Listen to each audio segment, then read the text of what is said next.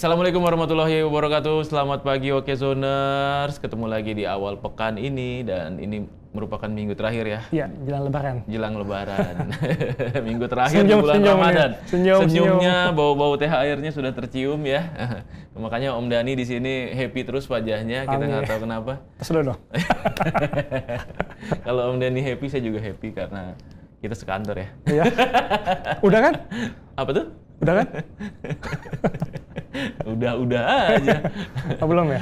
Nah, tapi ini menarik nih sebenarnya nih. Udah dapat THR ya kan? Terus kemudian udah tahu kapan liburnya, ya kan? Libur bersama sampai setelah Lebaran cukup panjang, ya kan? Tapi kok kenapa sih sampai hari Senin ini ya? Ini kok masih lesu aja? Itu daya beli nih Mas. Daya beli. Daya beli. Daya beli kita khususnya kelas menengah bawah memang terancam ya, bahkan mungkin lesu. Iya. Itu dilihat dari data misalkan deflasi yang mungkin semuanya rendah, walaupun sudah dibantah sama Bu Sri Mulyani ya soal daya beli yang lesu. Walaupun emang deflasi, tapi bukan karena daya beli, memang karena ada intervensi pemerintah. Tapi kalau balik ke daya beli, memang kalau kita lihat ya, orang itu ketika dapat THR mungkin dia mungkin belanja, tapi nggak banyak Mas. Di saving, disimpan dulu. Takutnya ada hal-hal yang nggak, misalkan, mohon maaf ya, ada PHK di mana-mana, iya.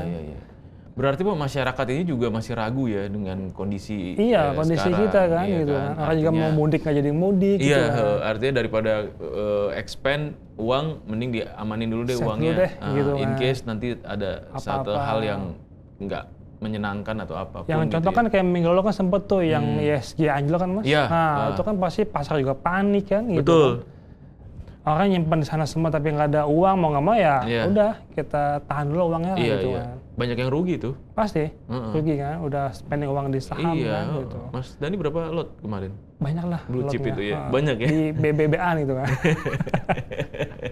Luar biasa bener ya, yang ratusan lot ya itu ya.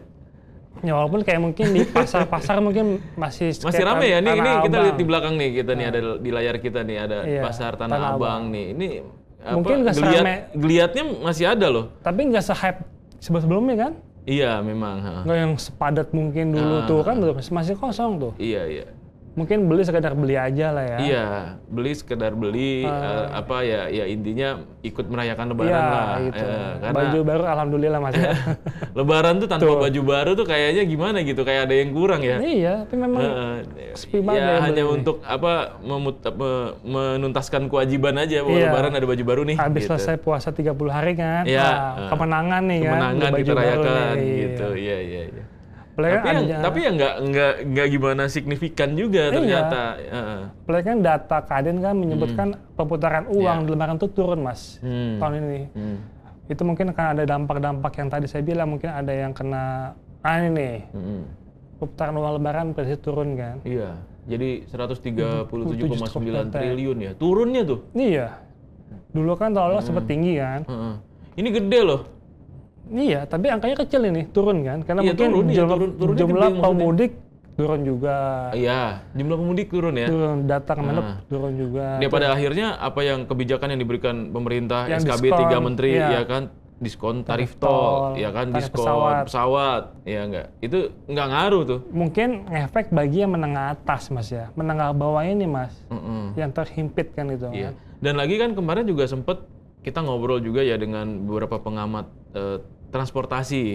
Nah, terus dia bilang katanya sebenarnya yang jadi problem untuk mudik ini baik perusahaan-perusahaan sekarang itu menyetop kegiatan mudik gratis. Iya. Mungkin masih ada, tapi nggak banyak. Nggak kayak dulu ya. Iya, nggak kayak dulu karena kondisinya adalah perusahaan-perusahaan itu juga simpen uang nih. Nah, itu dia Mas. Ngejaga gitu, daripada buat mudik gratis mending buat simpen deh. Takut gitu. ada apa-apa nih Mas. Iya. Kondisinya kan. Jadi akhirnya warga kota besar nih yang tadinya biasanya mudik dan spending uang di kampungnya, di kampung halamannya gitu ya. Akhirnya nggak juga nih. Nggak juga. Akhirnya muternya tetap di sini juga gitu. Itu kan juga berefek kepada juga kita punya ekonomi kan. Targetnya mungkin yang 8% Pak Prabowo, tapi ketika nggak ada daya beli, nggak ada konsumsinya meningkat, itu gimana kan Mas? Iya. Ya ini masyarakat pada timol nih di tengah pelemahan daya beli jelang Lebaran. Nah, kalau ini kayaknya nih ini nih mungkin cuma cuci mata doang. Nih makan doang. Iya, mungkin makan di luar. Megang baju, beli baju nggak jadi sama sih. Iya. Pernah kayak gitu? Iya. Sering. Iya. Jadi nyoba doang kan. Baju bagus nih, nggak jadi deh. Nanti aja. Ntar aja gitu ya. Iya. Curhat ya. Iya. Sering kayak gitu. Iya, mungkin mau nyoba sepatu kalau saya. Jadi sepatu bagus nih. Cocok gitu. Ya. Iya. Tapi nanti dulu deh gitu. Banyak kan mall yang ramai itu di taran makanan, Mas. Mungkin kalau baju ataupun sepi lah ya. Dan memang ini juga berasa sih ya. Tanpa disadari sebenarnya berasa banget loh. Berasa tahun ini. Karena apa ya? Kita ngelihat banyak juga saudara-saudara kita juga nih Okezoners ya yang terkena PHK. Ya, itu industri kena semua. Industri manufaktur, tekstil kemarin, kena kan tutup. Iya, tutup. Dan itu kan juga akhirnya memicu pertanyaan juga buat yang aman-aman aja sebenarnya, ya kan? Belum tentu aman juga, Mas. Bukan maksudnya gini, kayak ini aman-aman aja nih, misalnya ya kan kita misalnya karyawan di pabrik A gitu, tapi ngelihat ada Seritek tutup, terus ini tutup, ini tutup, ya kan? Kita deg-degan juga dong. Pastinya dong, ya kan? Pastinya. Ya, meskipun nggak ada pengaruh secara langsung nih gitu, tapi efek psikologisnya pasti kayak, wah jangan-jangan ini juga kena nih nanti nih, gitu. Atau enggak, ini juga, wah nggak aman nih gitu, banyak yang tutup nih gitu. Iya, ya kan? Akhirnya nahan. Iya. Ya, walaupun sih memang ada berbagai industri juga yang masih bertahan ya, tapi nggak banyak sih dibanding yang kena PHK kan, yang kayak sepatu, manufaktur, tekstil segala macam. Kan memang kita butuh nih kebijakan stimulusnya dari pemerintahan seperti apa nih ya? Iya. Dan stimulusnya itu memang harus benar-benar tepat sasaran tuh. Iya, mungkin yang katanya bansos yang akan lebih tepat sasaran, BLT yang lebih tepat sasaran seperti apa kan pakai data KDP tunggal seperti apa. Dan nggak harus bansos dan BLT sebenarnya. Kayak misalnya diskon tarif PLN gitu. Wah, itu ramai tuh, Mas. Berasa tuh. Berasa banget. Iya kan? Biasanya seminggu token bunyi nih, Mas. Iya. Dapat diskon itu lama tuh bunyinya. Lama tuh kan bunyinya. Iya, ini kan yang kayak gini-gini nih. Butuh ya? Butuh. Itu. Iya. Tapi saya cuma 2 bulan doang kan, nggak diperpanjang lagi kan? Nah, harapannya lanjut terus. Lanjut. Itu akan menaikkan juga daya beli kan? Betul. Iya. Karena kan tadinya uang yang di-spending untuk listrik misalnya gitu ya kan, itu ya udah nih, wah ada separuhnya nih. Di rumah kalau saya kan pakai yang ini ya, pasca bayar ya. Pasca bayar. Iya kan, tadinya itu bisa, wah lumayan lah gitu karena ada AC, terus kemudian ada kulkas, mesin cuci, setrika, segala macam tuh kan. Rutin tuh harian tuh gitu. Tapi kemarin kena diskon. Wah, top sih. Token saya aja, ini masih ada yang nyimpan banyak pokoknya token angkanya 3 digit lah. Token tuh. Dulu kan cuma seminggu udah habis ya, Mas, bunyi isi lagi. Aduh, capek banget. Itu berasa tuh. Nah, maksudnya relaksasi yang seperti itu tuh lebih tepat langsung sasaran kan. Iya. Betul. Buat kita maksudnya. Kadang-kadang kita nggak terima bansos soalnya kan. Iya, nggak dapat bansos ya. Nggak dapat kan? Iya, dapat. Nggak dapat. Iya, karena mampu apa? Iya kan? Mampu di depan doang ya. Kelihatannya. Mampu ya. Belakangnya jadi pusing kepala.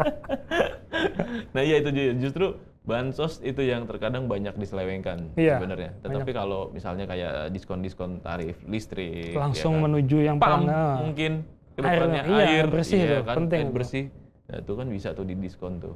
Apalagi mungkin juga kebijakan yang kemarin kenaikan gaji UMP nggak besar, Mas, cuman 5,6% kan. Oh itu yang penyebabnya ya. Mungkin kenaikan gaji yang tidak signifikan di tahun lalu. Sementara kan barang naik. Kebutuhan naik. Kan. Karena pajak juga ditekan juga untuk naik. Iya betul kan. Gaji naik, gaji nggak naik nih, Mas. Oh jadi gaji nggak naik, iya benar sih. Betul jadi, kan? Gaji yang mungkin naiknya tidak seberapa, gitu besar kan. Kecil mungkin. Besarannya tidak seberapa, tetapi kondisinya di lapangan barang-barang konsumtifnya ini itu semuanya naik semua. Dan akhirnya orang berpikir ulang untuk wah jangan deh gitu. Yang penting kan sandang pangan papan dulu nih. Iya betul, kan? Aman lah ya. Iya bayar kontrakan atau bayar KPR yang nomor wajib 1 tuh wajib hukumnya ya kan. Setelah zakat nih. Daripada minggat kan ya. Daripada diusir. Terus yang kedua makan ya kan. Itu penting tuh, baru pakaian. Tapi pakaian kan ya ala kadarnya tuh biasanya. Yang penting udah ada stok, udah banyak ya udah gitu. Aman. Tambah lagi kan nanti belum lagi biaya-biaya yang lain ya. Pendidikan anak gimana, Om? Pendidikan anak itu masih mahal kan? Karena mungkin yang negeri mungkin masih gratis ya sampai 12 tahun, mungkin yang swasta ini Mas Yang kadang yang misalnya bulan SPP bisa 2 juta per bulan gitu kan. Lumayan kan? Itu SD loh. Iya. Iya. TK aja mahal. Nah, TK mahal kan? Itu kan harus juga ke daya beli masyarakat kita kan. Mungkin yang menengah atas mungkin belum merasa nih. Nanti ketika ada kebijakan yang boom aja. Bisa mengguncang dia tuh, bisa menengah ke bawah lagi makin jatuh miskin kan Mas? Iya. Artinya masyarakat menengah ini kan yang paling fragile ya. Iya, rentan banget gitu kan. Jarang ada masyarakat menengah ini yang naik ke atas. Hitungannya berapa persen lah gitu ya. Kecil lah rata-rata gitu. Ke bawah lagi. Nah, rata-rata ke bawah. Jadi miskin. Jadi persoalan. Aduh, ya ampun. Kita bukan tertawa karena kita seneng sebenarnya. Kita mentertawakan mentertawakan hal yang miris ya sebenarnya gitu. Kita pengen masyarakat menengah ini sebenarnya bisa naik ke atas, bisa naik kelas gitu. Tapi yang jadi persoalan justru lebih banyak masyarakat menengah ini yang jatuh, turun kelas, dan ini jadi persoalan karena juga ya itu tadi gitu ya, kondisi yang serba tidak pasti mungkin ya. Mungkin dalam negeri juga nggak pasti, tambah lagi kondisi global juga nggak pasti kan Mas. Kayak ada perang dagang segala macam kan, geopolitik pasti ada perang juga segala macam. Jadi masih butuh keseimbangan nih. Ya, termasuk kebijakan-kebijakan negara adidaya ya. Itu juga US ngaruh tuh. Macam tuh. Amerika, Rusia itu lumayan banget ngaruh tuh, ya kan? Oke, sedikit senggol aja, minyak naik, kan, rupiah naik, kan ganggunya lagi juga ke daya beli lagi kan masyarakat kita kan. Ini bagaimana yang Bu Sri Mulyani punya kekuatan dia APBN itu mampu menahan itu kan, semua gejolak itu kan. Dan harapannya ini memang pemerintah bisa segera merespon nih ya, kondisi yang semacam ini. Tapi kita akan ngobrol-ngobrol nanti ya. Nah, itu penting sama pengamat ekonomi ya. Lebih pastinya kan. Lebih pastinya. Jadi kita nggak sekedar omon-omon nih. Tetapi ada juga nih hasil riset yang mungkin nanti akan disampaikan kepada kita. Jangan kemana-mana, Ocasoners, tetap di Morning Zone.